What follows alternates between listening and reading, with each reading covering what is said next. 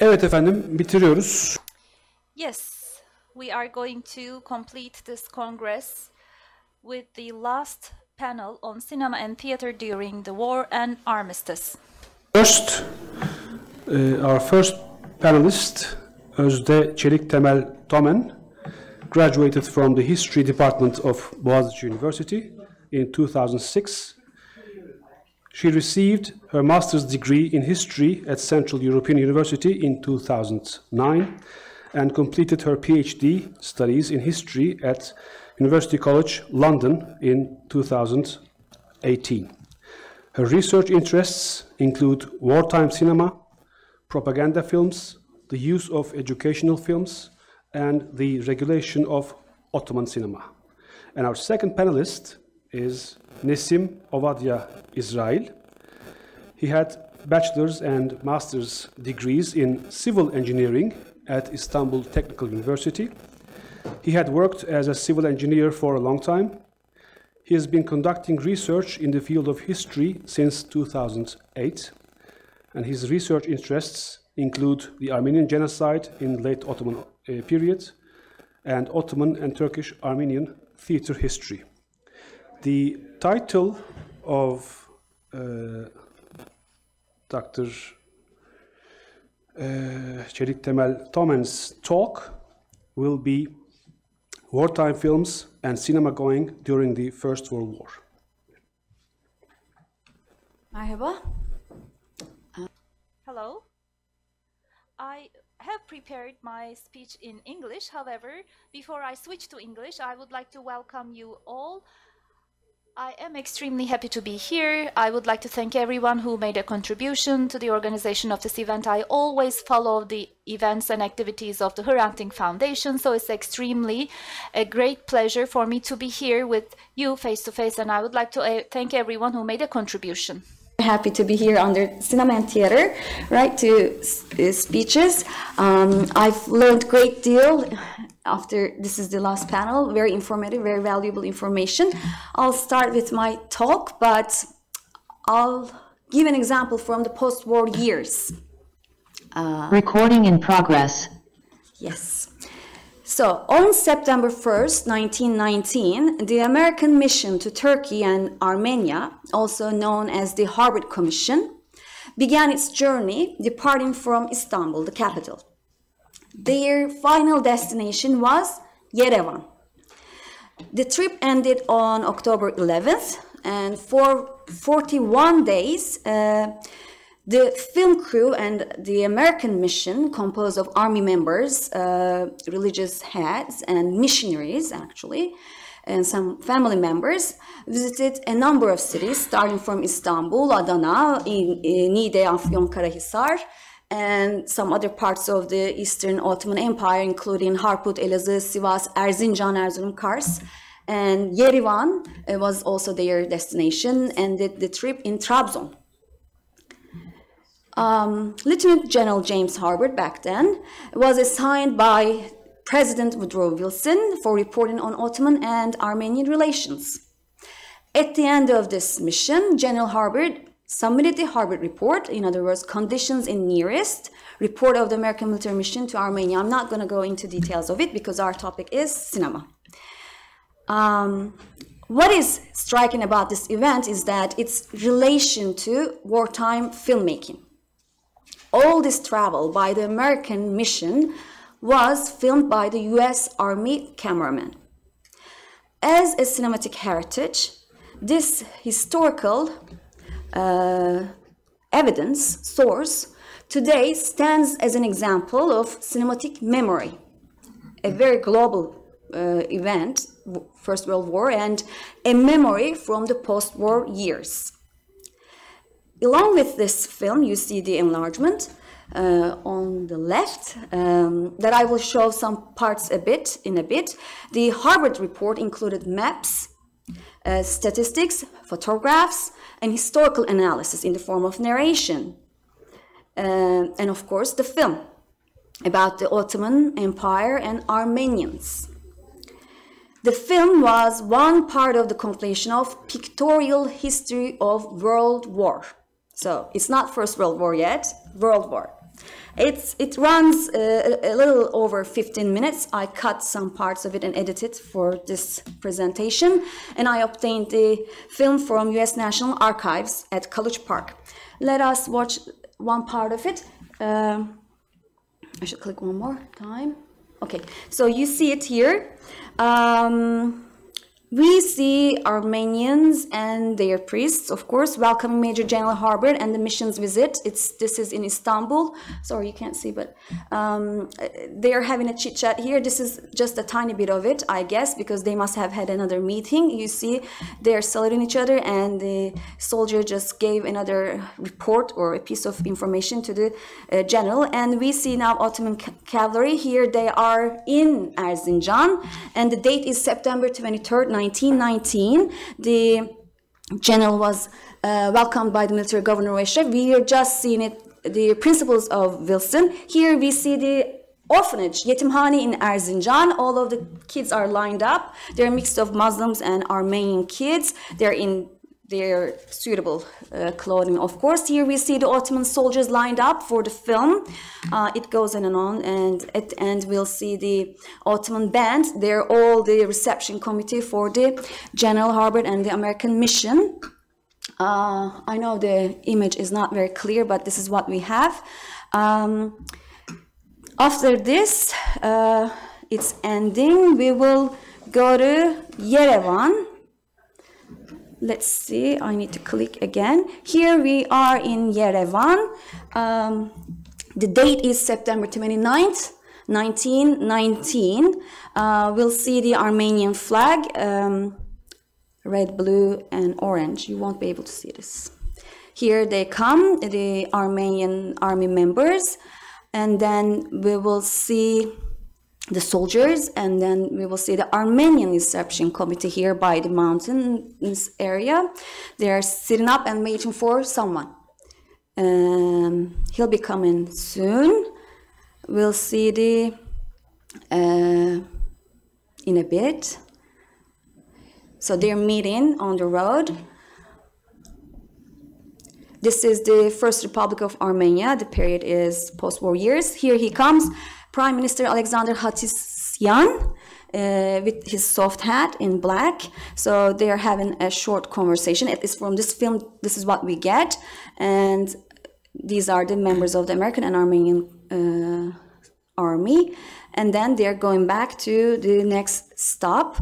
And in the following images, we'll see the Armenian soldier members, which is the reception committee. So I just started with the post-war years, and I will provide some other information. But now, I think after these images, which this film runs for 15 minutes, I edited it, made it short, but we could visually grasp how this film somehow crystallizes the role of cinema during the war and post-war years. As I mentioned, films were one of the sources that this report included. And still, the question remains. Why? As you can see, I claim that wartime films became one of the persuasion devices to affect the public opinion, soldiers' morale and motivation based on different genres, and entertain the army and civilians occasionally. Authorities screened wartime films in the form of newsreels, both at battlefield and home front. And in this presentation, as you can see from the outline, we'll explore briefly the wartime cinema scene in the Ottoman Empire. We'll focus on the role of propaganda in cinema and film's educational, informative, and entertaining function. A late actor in the early cinema market, the Ottomans had a special place due to its commercial value. In other words, its dependency to larger markets, especially to Western Europe and Northern American countries. But this was not only the case, because also for filmmaking, Ottoman Empire, the territories and the people of it offered an exotic gaze, so to speak, for the viewers all around the world. Especially the First World War and the Armistice years saw a marginalized boom in terms of filmmaking and cinema going in several countries. Russia was one of them, Ottoman Empire and Germany as well. International trade of films, cinematic machinery, including projectors, and other light and lamps, and direct foreign investment in the construction of cinemas, commercial cinemas, permanent cinemas, and filmmaking were the most dominant elements in the Ottoman market that needed attention. Especially wartime conditions initiated Ottoman filmmaking due to the collaborations with Germans and Austro-Hungarians, in other words, these Central Powers. War paved the way for the use of state-supported filmmaking by the Ottomans. For this purpose, the Minister of War, Harbiye Nazırı İsmail Enver Pasha, founded the Military Office of Cinema, Merkez Ordu Sinema Dairesi, around 1915. The center changed its name several times, but it is important, firstly, as the main hub for obtaining technical devices for filmmaking, secondly, as a center for training film crew, which was mainly composed of soldiers, and thirdly, in support of the Ministry of War, Harbiye Nezaret'in's war propaganda strategies. Here we see the center's members. Fuat Iskınay is sitting on one of the chairs, and next to him we have Cemil Filmer. So the member of the army, Fuat Iskınay, was the head of the center. Also an important name, Zygmunt Weinberg. He's the owner of Pate Cinema, which was founded in 1908, and he's one of the filmmakers of the empire, military. He trained the staff at the army center, and Cemil Filmer was the main cameraman, as I mentioned. You see here his photograph, a close-up, and one of the images we saw again in Ayhan Aktar's speech, so the destruction of the Russian monument in Aya Stefanos. Aya Stefanos'ta Rus abidesinin yıkılışı Yeşilköy'de. So during our coffee break, one of our colleagues mentioned, was this film really shot? He asked me. So sources show that the film was filmed on November 1914 by Fuat Bey, but of course he collaborated with the Austrian-Hungarians, their operators. And this early newsreel, which has not survived, aimed to chronicle the public destruction of this monument located in Yeşilköy. Why? Because it was the symbol of Russian victory over the Ottomans in the Russia-Ottoman War of 78. Yes, when it's in English, the numbers are always confusing. So why? The Committee of Union and Progress considered the monument as a threat to Ottoman sovereignty. It had a church, and there were some other parts that in the Ottoman archive sources indicate that there were photography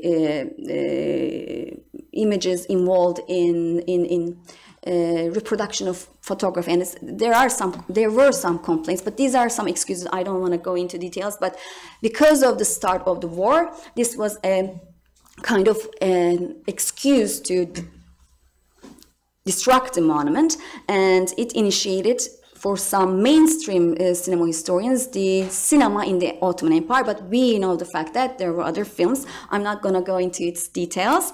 Maybe during the questions and answers, if you have any questions, we will talk about it. But what is important here is the army took charge of making this film. Since I'm setting the scene, I shall add some information about the commercial cinemas, because during the war years and armistice period, cinema going increased significantly. As the number of films began to circulate in Istanbul increased, new exhibition establishments emerged, ranging from commercial, non-commercial, from permanent to temporary venues. Why? Before cinemas were established, the cinema was mobile, traveling cinema. And here we have the source from Ottoman archives with all names, Başbakanlık Osmanlı Arşivi. And in 1914, there were around 20 cinemas in Istanbul. Most of the sources come from Istanbul, unfortunately. We have other data about the Ottoman provinces, but here I focus on Istanbul. And as you can see, by 1921, it rose to 88, from 20 to 88. I haven't included 1914 here. And I always feel like to relate to the previous talks, but most of the cinemas were owned by international companies, even by Russians. So I mentioned the cinemas, but we need to keep in mind that by 1904, when the Ottomans entered the war, there was censorship, especially for communications, from mailing to theater and other activities, social activities. So the working hours of these commercial cinemas varied based on the current war conditions, especially during the occupation. In Europe, some borders were closed at this time and new film distribution trends emerged. So the pioneering French companies such as Gaumont, Pathé, which were distributing films to the Ottoman Empire, were going to replace by US Hollywood studios. So there's a change with the distribution, especially with the war, not only in the Ottoman Empire, but all around the world. So for the Ottoman case, we need to keep in mind that Austrian-Hungarian filmmakers and German companies were the winners, and Ottomans directly collaborated with them when learning how to make films. And after the end of the war, again, the cinema market gradually changed its dominant powers, especially during the early Republican years. But this is a very brief background just to set the scene. I'd like to move on to the specifics of this presentation, propaganda, education, and entertainment. Yes, here we go. Live by propaganda, die by propaganda. This is a quotation from one of the important sources I will refer. So the Ottoman Empire entered the First World War in November 1914 on the side of Central Powers, as we all know.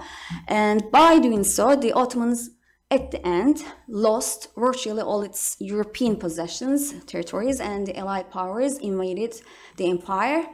And this period saw the rise of separatist movements, inter-religious and inter-ethnic tensions, and European great powers interventions. So, how many? Okay.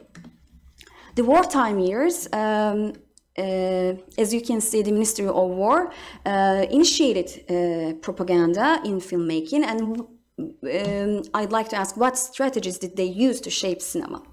So, we have the term propaganda. It has multiple meanings, and according to Tate and Thornton, I quote, the great innovations of the First World War in the use of cinema, press, cartoons, and other media led to a more centralized monopoly on information and propaganda than ever before.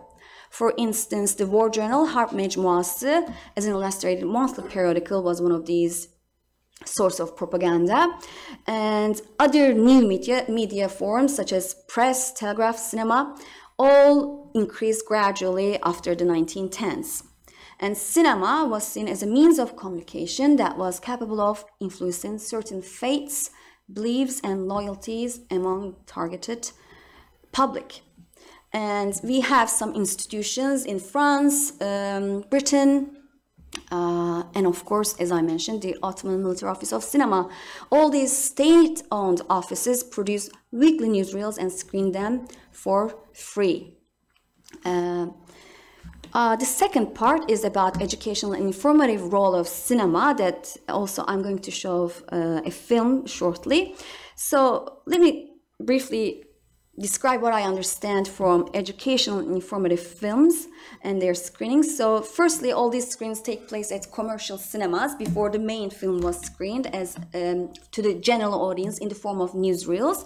Secondly, children's at schools were provided a direct venue for film screenings. And thirdly, specialized films in terms of scientific films, medicinal films were screened at different periods of the time. But for the context of war, we did have informative and educational wartime films. What did the organizers aim by doing this? By the action to educate, they targeted a certain behavior by influencing someone according to established purposes, behavior, and knowledge. And I like to make a distinction, of course, between education and propaganda, and Richard Taylor explains this in a better way than me. So he says, education teaches people how to think, propaganda teaches what to think. So with this in mind, I would like to shortly show a film from iFilm Institute, and this is Red Cross, Hilal-i Ahmer, their tent. We see the health unit members. They are carrying a patient, as you can see. I think this is a direct reenactment, canlandırma, in the way that film crew employed several techniques to represent the function of Red Cross, and soldiers acted according to the script. Before the cameras started, they were told what to do. We see the horsemen approaching to the tent, and then we will be watching how they treat a wounded soldier. So we don't know if this footage is misinterpreted or distorted the reality, but here what we have, as a genre, it stands as an educational and informative film. And we know that not only Red Cross, but Military Office of Cinema, Navy Society, Donanma, Society of National Defense, and the Society of Disabled Veterans Film Factory made these type of films, not only educational and informative, but also fictions. They generated income for the war cause. Of course, most of the films also were screened for free, but attendance was regulated by donations. Okay, so the last part, which is the entertainment. Cinema is an entertainment. The Ottoman army also sought to use cinema for entertainment purposes. For instance, as you can see in the photograph, Major Hafız Hakkı, serving as the commander of the Third Army in 1915, requested that a cinematograph be brought to Erzurum in order to entertain the soldiers who had a low morale. And I will be sharing some scenes again from US National Archives. Here we see army members sat down, and now they're in different forms of clothing, but they're wrestling, they're playing football, and they will be dancing, singing all together, playing different instruments. You might have seen these type of films at different venues, from YouTube to other channels, not only from the Ottoman powers, but also Allied powers and Central powers have these type of films, which showcases the power of cinema during this period and how states used it. So here the cinematic medium worked at two different levels. Firstly, a way to capture the lived experience during the war. Secondly, any moment either reenacted or one part of the daily lives, provided civilians, soldiers, and statesmen a view to understand what was going on at the battlefield. So let me show you another film. As I mentioned, the civilians. Here we are in Istanbul.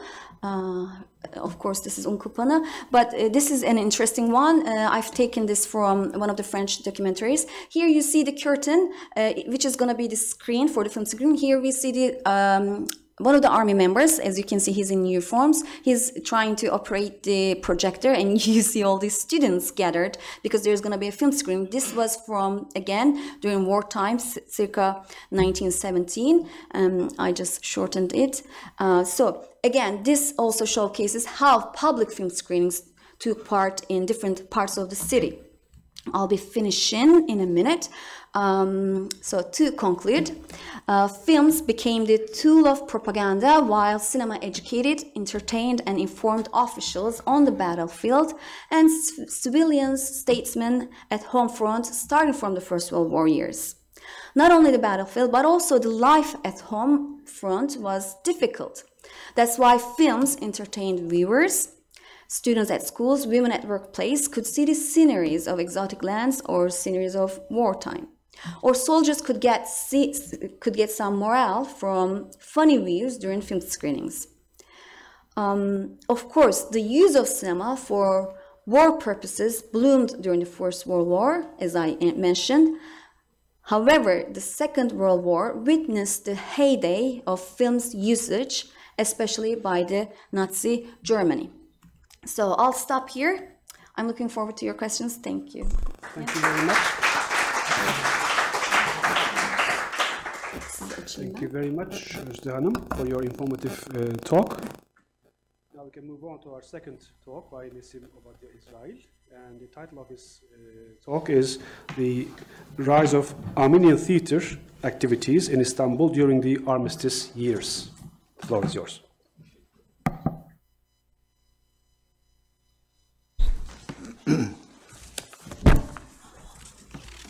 Herkese hoş geldin diyeceğim ama artık gitmek. would love to welcome everyone, but actually it is already time to leave and to end the conference. So maybe I shouldn't be saying this, but I would like to definitely offer my thanks to the Granting Foundation. This has been an excellent conference. I was also here yesterday following the sessions. And during our conversations, the organizers talk about some small problems. I haven't really observed any problem, but of course in the background they are the ones in the kitchen, so maybe there are problems, but this was an excellent, very successful conference, I have to say. And we have many guests, many young people, many scholars coming from different countries. It has been really very good to have a conversation with everyone, and we do very much look forward to seeing Granting Foundation organizing more conferences in the future. I will be talking about the rise of Armenian theater activities in Istanbul during the Armistice years. So this is the title of my intervention.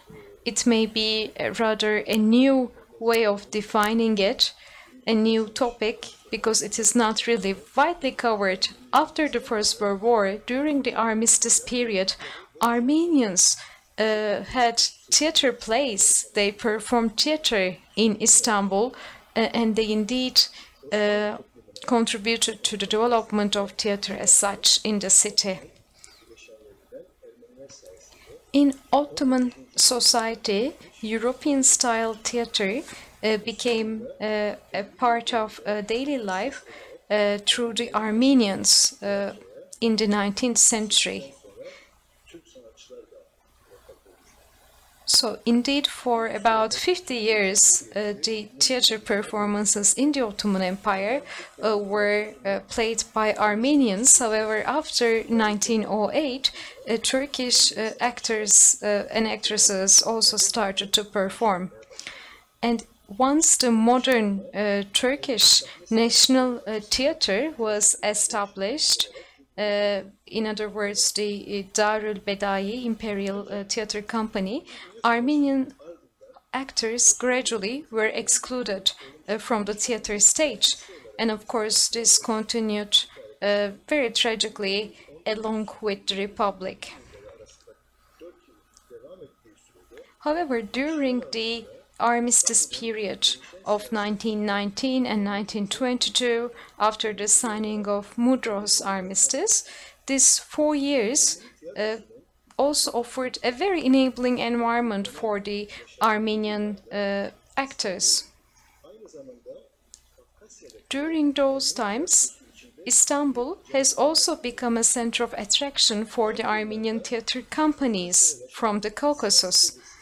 Around the same time, in the Caucasus, there was political uncertainties and very challenging situations, which resulted in many Armenian actors and actresses coming to Istanbul. And this is also tantamount to the culmination of Armenian theater in the city.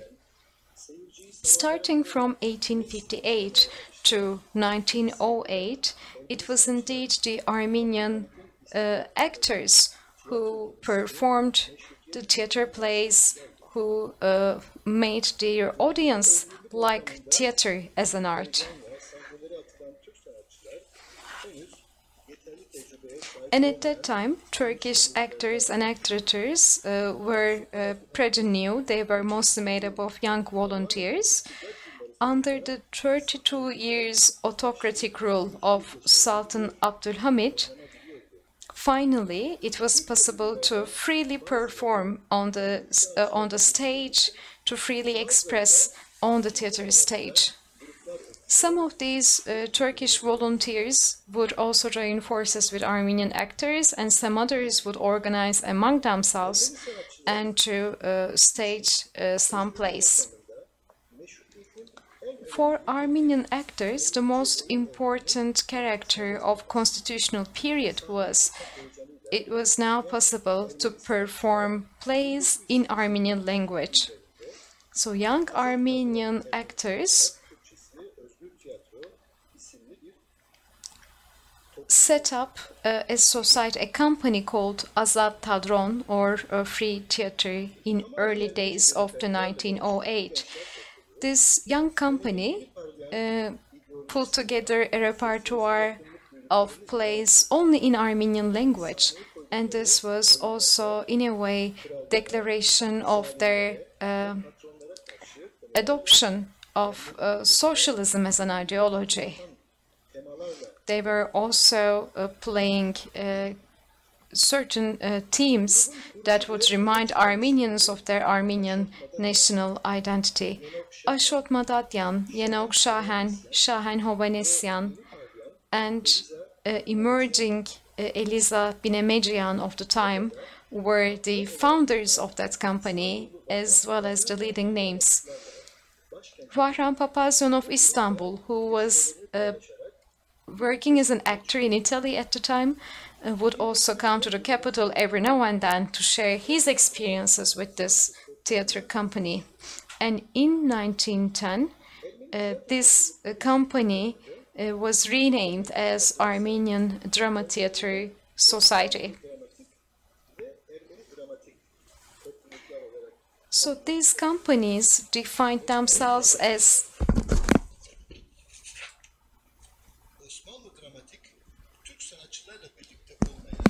These theater companies defined themselves as Ottoman drama and Armenian drama companies. So in Ottoman drama theater, they worked together with Turkish actors, but on the other hand, in Armenian drama theater, they continued to stage plays in Armenian language. Armenian drama theater is also known as Vahram Papazian Theater. In 1909, a very well-known actress, Siranush, came from Tbilisi to Istanbul, and they staged the play Norpem, or New Stage.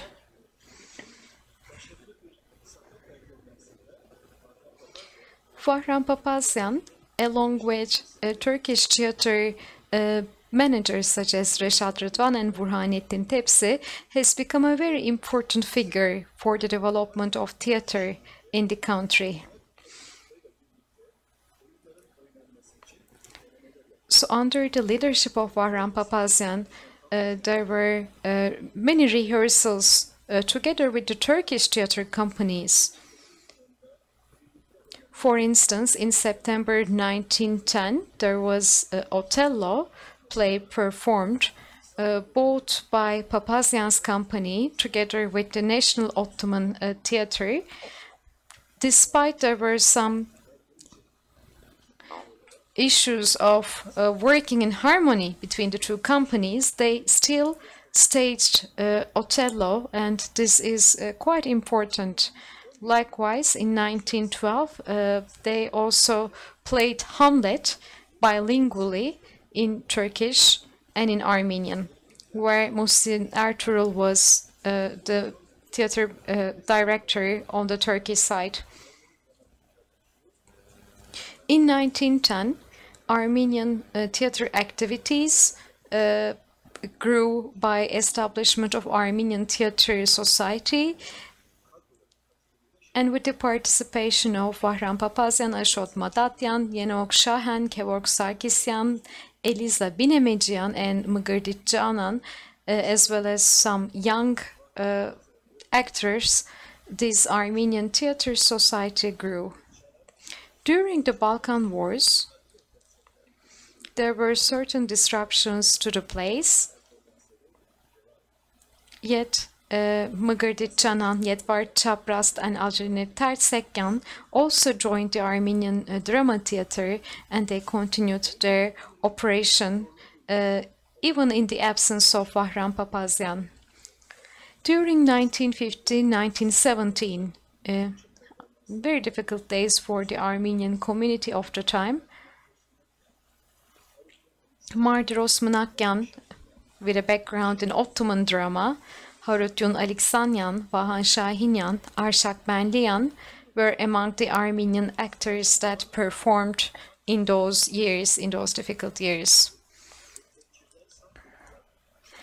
In 1918, after the end of the war, those Armenian citizens who could survive deportations and genocide were allowed to return to Istanbul. However, in the circumstances of the time, due to the lack of trust between Armenians of Istanbul and their fellow Turks and Muslims, they could not really collaborate concretely, and as a result, young Armenian actors and theater performers started to set up Istanbul Armenian Drama Theatre by preparing its charter.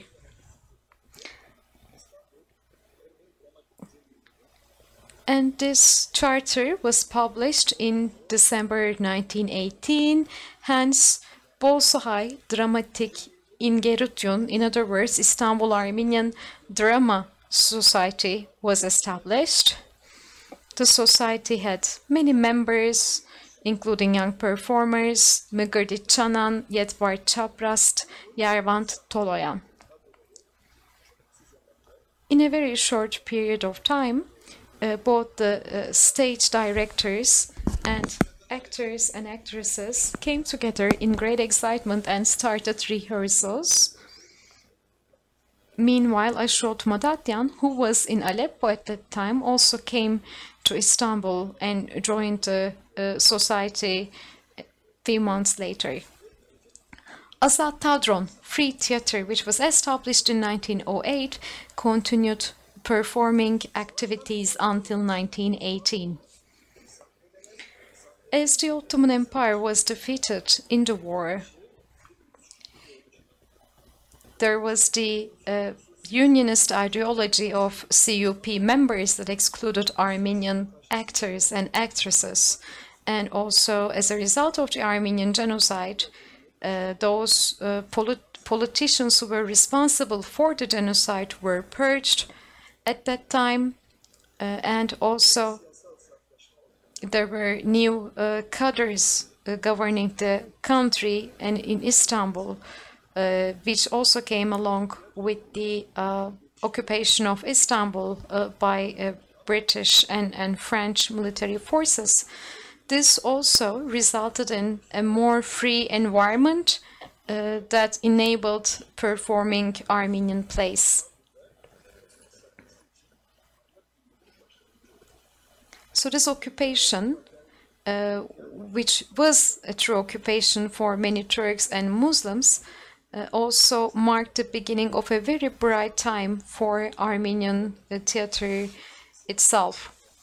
So Armenian theater managers, actors, actresses, they came together, they reorganized, and also with the support of wealthy Armenians, they came together under Istanbul Armenian Drama Theatre.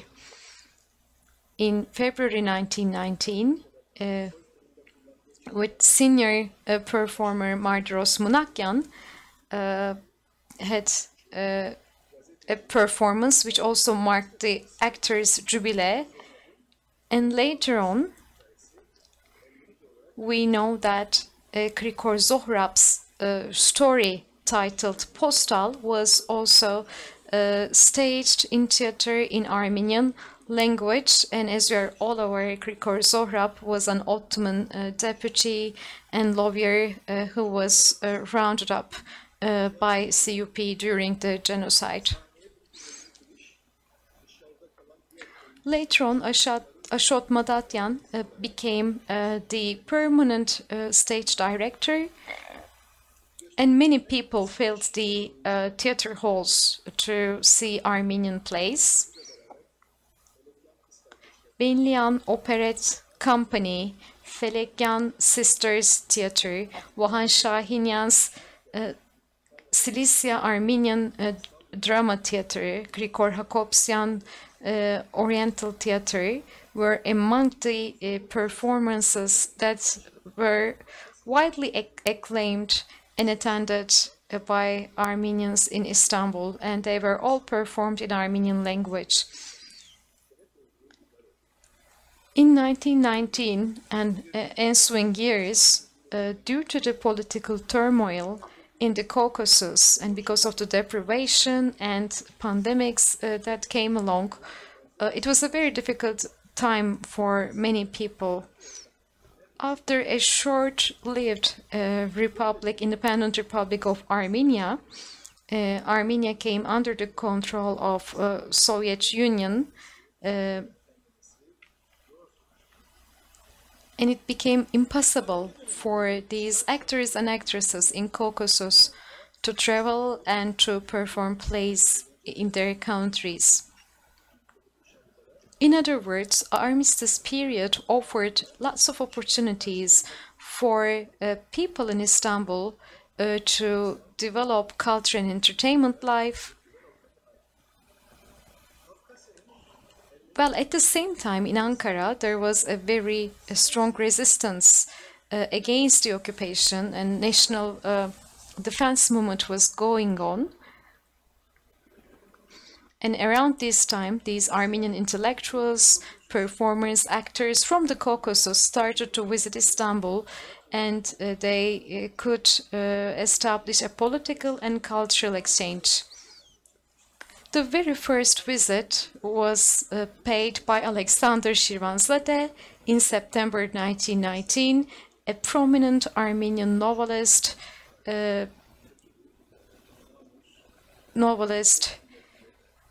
Charvoki, Namus, Arhavirki Orerum,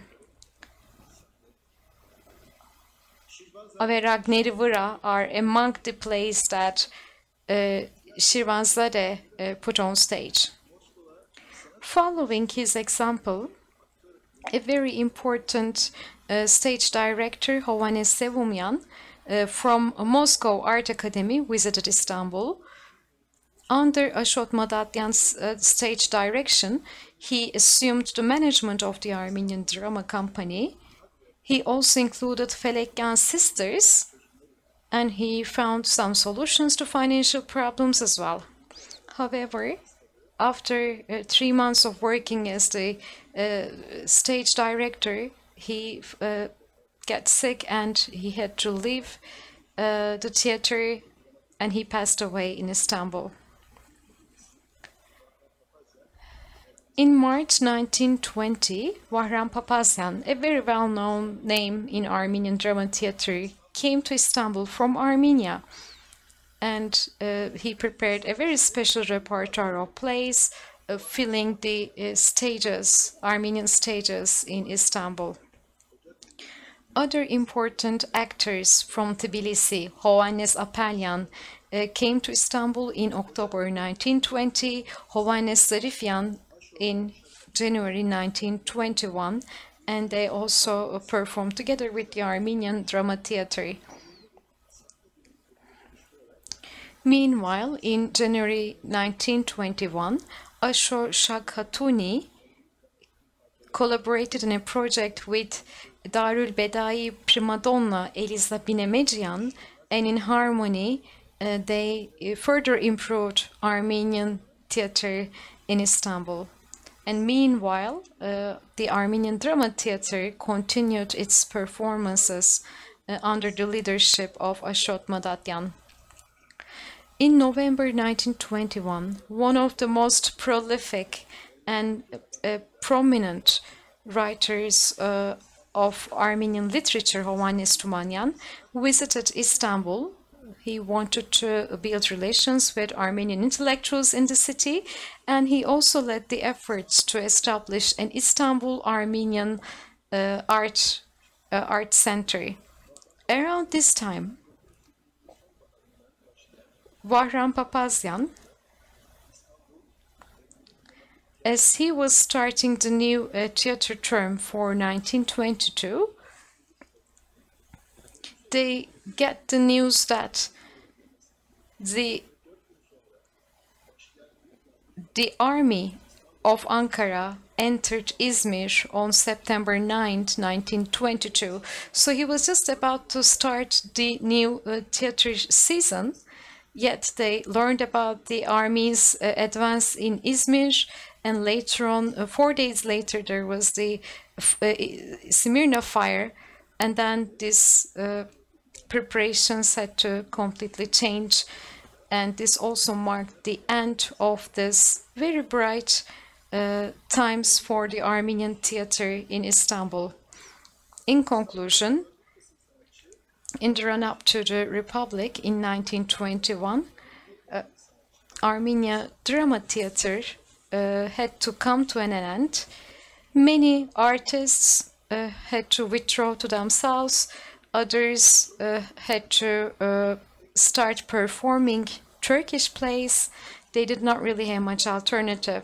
So there was this transition from multicultural, multilingual theater to performing plays in one language. And in the Republican times, Armenian actors were also excluded from performing.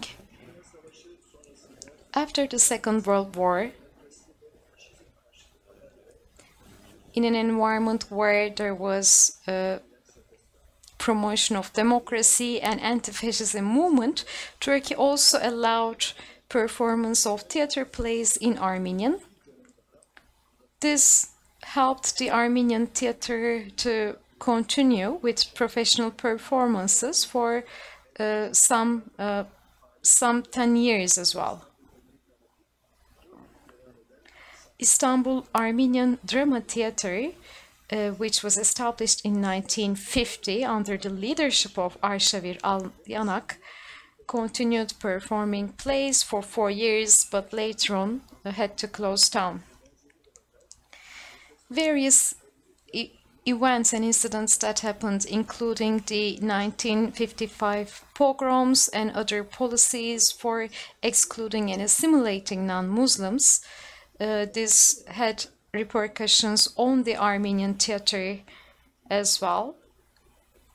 Over time, Armenian theater lost its heydays, and today amateur Armenian theater tries to continue performing mostly in Turkish language by abandoning Armenian plays.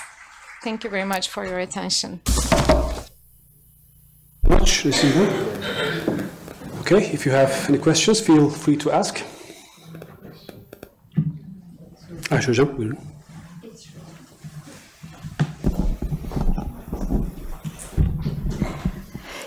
Çok teşekkürler.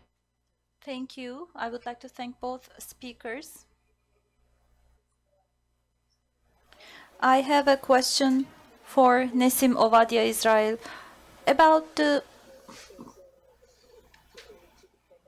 movies. I was just thinking about it when Özde Çeliktemel-Thomen was talking about the topic. I guess as you are mainly focused on the First World War, you talked about films that had the purpose of propaganda, but of course we have films for entertainment purposes. If I'm not mistaken, it's 1919. Ahmet Fehmi's Bin Nazım and Mürebbiye, The Instructor, the movies like that, or films like that. I was just thinking maybe we could mention those as well, but I think it's because you're focusing on the war that you didn't talk about those things. So I just wanted to mention this first. And for Mr. Nesim, as I am closely following up on these topics, I know the activities. After 1908, there is a revival, so to speak, of the theater world in Istanbul. In your book also, you talk about Ashot Madatyan, and you say that a similar revival also happened in the Armistice days. I was thinking about the parallelity between the two, but there is also a difference. I think we have huge losses in between. Yanok Şahin was murdered in 1915, for instance. So, in the second revival period, there is also a bitterness. the bilingual theater no longer exists. However, in 1912, Muhsin Ertuğrul and Varan Papazyan were on the same stage performing in two languages, Turkish and Armenian, but we don't see that in the coming years. But Varan Papazyan also comes back, but he has barely been able to save his life. Yenok Şahin is murdered. Toloyan was among the arrested on the 21st of April. So, although he comes back, there is a difference. And how can we follow the traces or footsteps of that difference? I think no longer a bilingual theater exists. So what is the difference between the two revival periods actually? I think the second one was a more bitter one.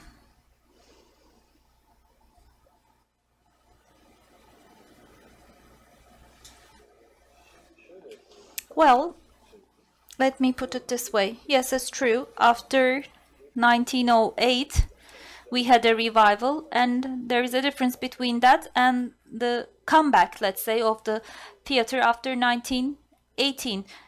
Of course, we have the genocide that happened between 15 and 16 against the Armenians, and this created a sort of a coldness between the two communities, all the way leading up to enmity. And we were talking about the theater, but then there came the Darul Beda, which is something that hasn't been analyzed enough so far.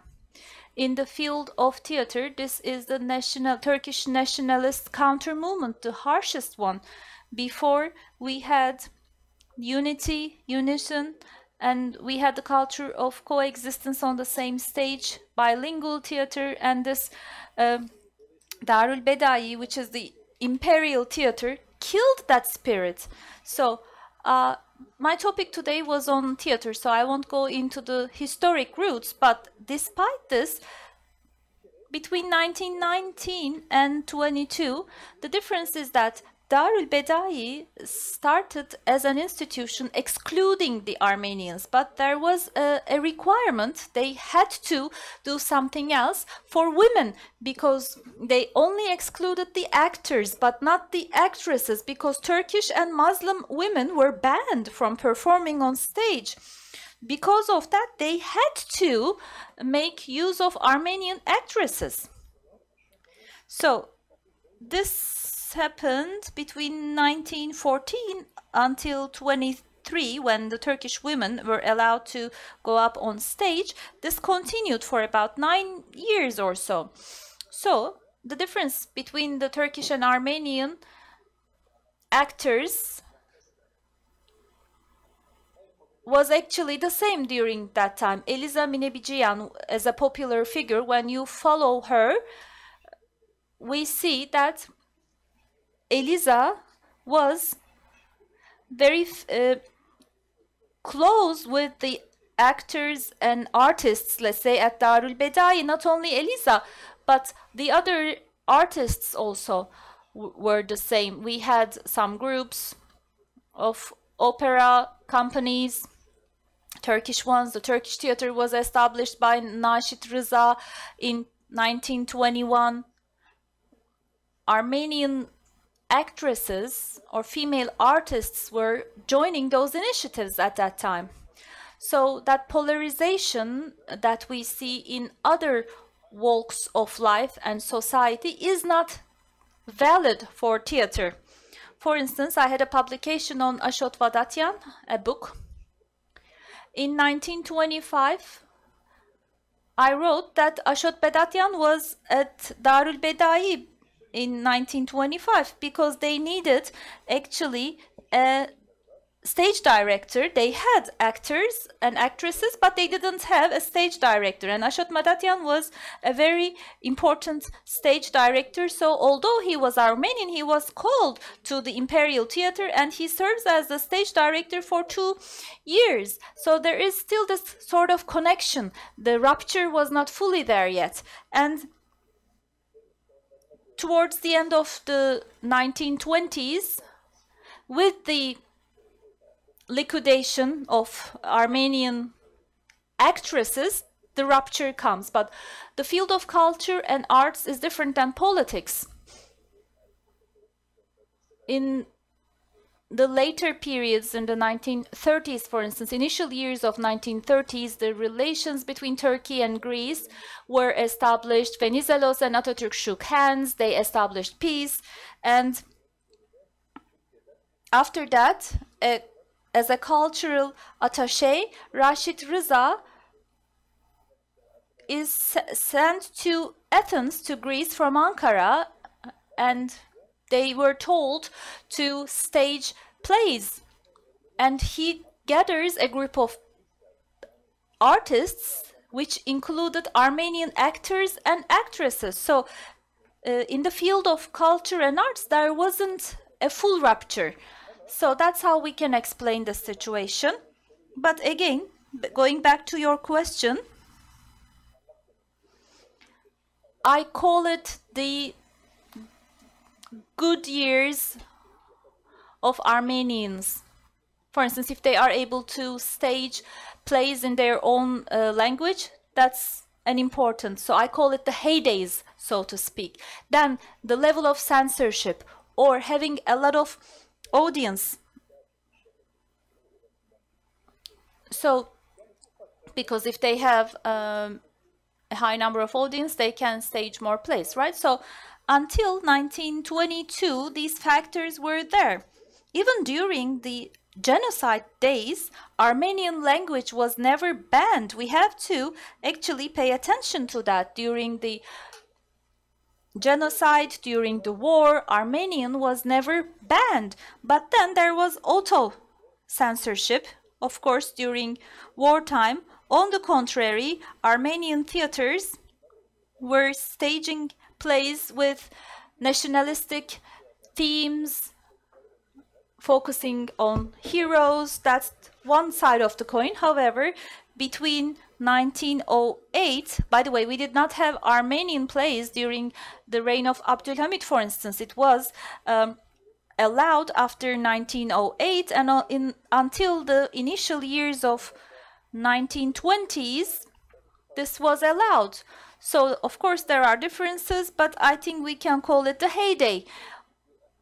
I'm talking about 1918 and 23 period, but as I said, there was a period of rupture as well.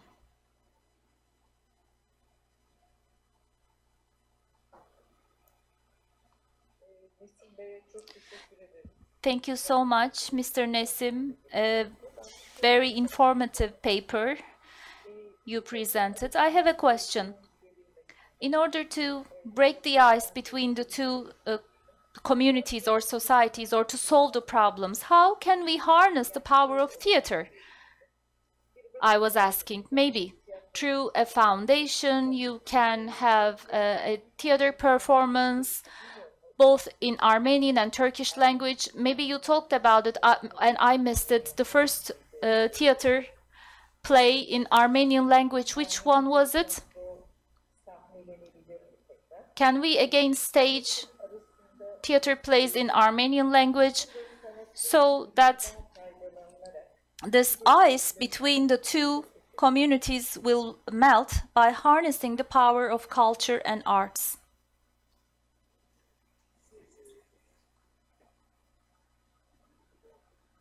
Well, you talk about the ice, the coldness, but it's about something else today. There is this ice caused by the events that happened in 1915 and before. Yes, I acknowledge the fact that the power of culture and arts is paramount, and I have emphasized this again and again in my speech. It did not end in 1923. Theater, a field of culture and arts, was also a field where relations continued. Yes, they did not recruit any Armenian actors at the Imperial Theater of Darül Bedai, but these bans were later on lifted somehow, and I mentioned that in my speech. But we need to understand it from a different point of view. In the pre-1915 period, the problems of becoming a nation witnessed by both societies and communities created some traumatic events, because what happened in 1915 is a result of what happened in the past. It was like an accumulation of problems in the period before that, and then everything exploded in 1915. That's how I'm trying to talk about the two fields. Of course, culture and arts would make a difference, and it is making a difference. Even today, there is no problem, but we have topics that are being discussed. We have traumas that both societies are still experiencing. They are waiting for the other party to take the first step, and that's not the case, so the problems persist. Yes, thank you. This is Ozan Cihan. I have a question for Özde. I was wondering, outside Istanbul, in the other provinces, in which other provinces they screened films. And there is this problem in the history of literature. If a book is being published somewhere, if you don't know the impact of it at that time, you don't know how important it was. Sometimes you attach over importance to it. Sometimes it's really not really understood. In terms of cinema, do you have any data in terms of how many people watch that film, for instance, and do you have any problems in terms of getting your hands on such data, and how do you overcome these problems, if so? Well, in the Ottoman provinces outside Istanbul, cinema was very active on a mobile basis. Saloniki is one province, of course, because it was a wealthy port city. Again, İzmir, Adana, Mersin, Konya, Giresun, and Trabzon were other cities where they had mobile film screenings. And with the opening of the commercial theaters, cinema theaters, a new era begins. I talked about the Ottoman filmmaking, but in the early years of the Republican era, we would also have other venues. But of course, as is the case for everything, the heart of cinema was Istanbul in the Ottoman period. The films first arrived at Istanbul, and then they were distributed to other provinces. They had many copies, and then linking the topic to the First World War, most of the time, cinema owners had difficulty in terms of having access to films in the rural parts and other provinces of Ottoman Empire. Even in Europe, they had problems, but here, even during this period, we had actually MOC, the Military Office of Cinema, that was active and that played a role to screen the films. In terms of resources, as it's the case in every research, we also face some problems in terms of cinematography, especially in terms of culture of watching films and the audience trends. We have a low interest, actually, because the literacy rate was not very high. But again, we have some newspapers that can give us some idea about this. And during the World War, in memoirs of people especially, we can say that during the World War, people were able to watch films. For instance, during the Dardanelles campaign, people were watching the films in Konya and got emotional, and they were crying watching the war scenes. So we talked about the Ottoman Armenians, we talked about theater, and I did not talk about fiction because I had only 20 minutes. So I only talked about newsreels, but it's not only about Armenians, but the Greeks of the Ottoman period also were very leading figures. We have Madame Kalitiara, Rana Dilberyan, many cameramen, non-Muslim people. They, of course, were changing their places all the time, but they somehow transferred experience and knowledge to others. Maybe they were not visible, but the transfer of knowledge was there. So Ottomans of Muslim origin were not able to really find a place in the theater scene. So Eliza, she was able to perform, or other actors, Armenian actors. For instance, Mürebbiye, the instructor, was a fiction, and the entire crew symbolizes the Ottoman period. It's an artistic denomination, actually, and it's related to the war as well, because the reason why, well, there is literature showing that the film was censored. The screening of the film was stopped by the occupation forces during the war, but I didn't talk about it during my speech. If you want, we can talk about it later.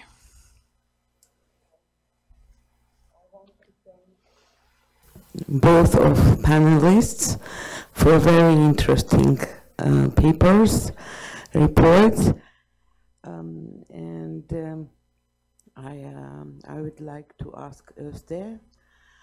You know, it is very important that you emphasize the role of cinema as an instrument of propaganda. But I have to say that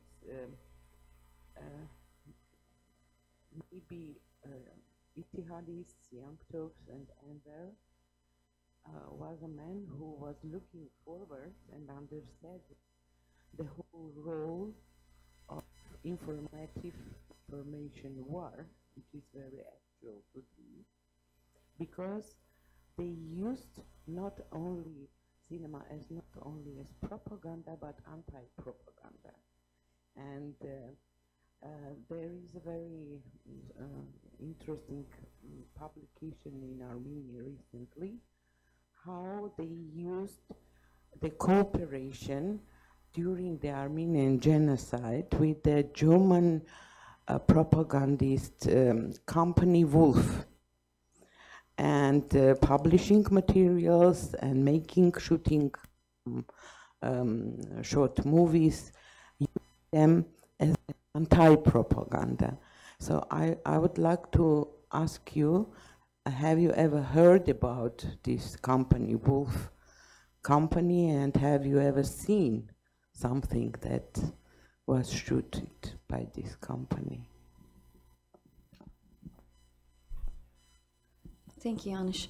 I haven't heard of Wolf, but there's a direct involvement with Germans in Istanbul, since they're allied for the war cause.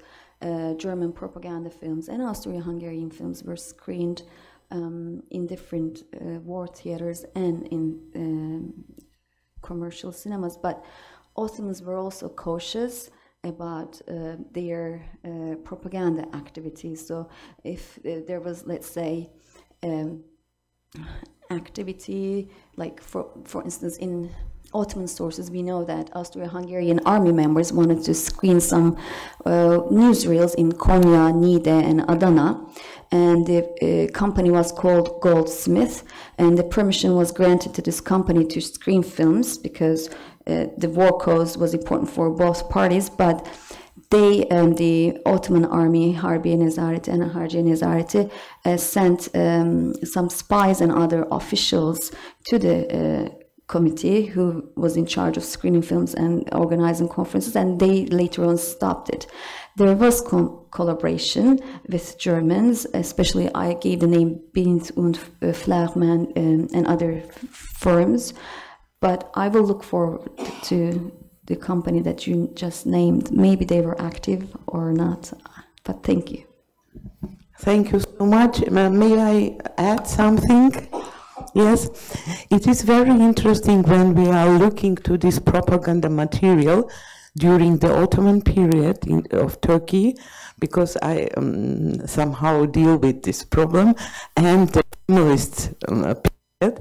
For example, during our last meeting here in Hrant Dink Vakfı, dedicated to Kayseri, I brought with me a small piece of shooting from this opening ceremony of Kayseri Textile Combinat. And when I found it, I was astonished that this is a Turkish material, because it seemed like Bolshevik propaganda piece, you know. So this was the influence. And when I saw these German pieces, it looked like this is not a Turkish material, but German one. So this is somehow, you know, a very tricky thing, this cinema. And I also want to add something to the question about how can theater, excuse me, Nesim Bey, I'm speaking English because I want to be sure that everything, my Turkish is not so good, so I want to be sure that everything is in a place. Somebody asked you about how can theater do something in making closer to milletimiz, yani yakınlaşmak için. You know, very interesting thing. A brother of my father, he was a very, very famous poet, şair, Ermenistan'da. He died, and once when I was not a Turkologist yet, I found a photo, he with somebody, and he said this is a Turkish poet, Nazım Hikmet. They were very close to each other, very happy, and so on.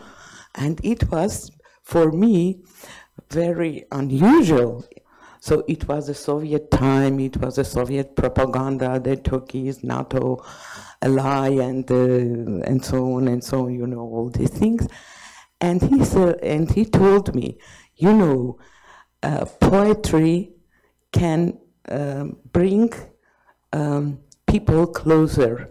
And I have now in my collection this photo, my Abi and Nazım Hikmet with this inscription.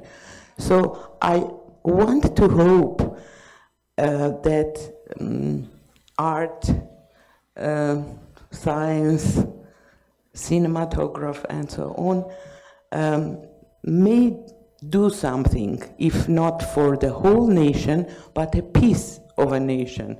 Because look, our conference is making ourselves closer, and then we can do something for our millet. So it is very important. Thank you. Çok teşekkürler. Soruların çokluğu. Thank you. The number of questions show that political history is actually boring, but theater, cinema, and arts is very entertaining. Yes, I would like to say that, yes, you can organize events and congresses, but there are always so many problems, especially when we're talking about an important symposium for 2 days, bilingual organization requires a lot of efforts, and for the last 2 days we are seeing this perfectly organized event with very rich content, very informative for all of us. So on behalf of all the participants, I would like to thank the organization committee, technical team, everyone at Hrant Dink Foundation, and to our interpreters as well. Thank you.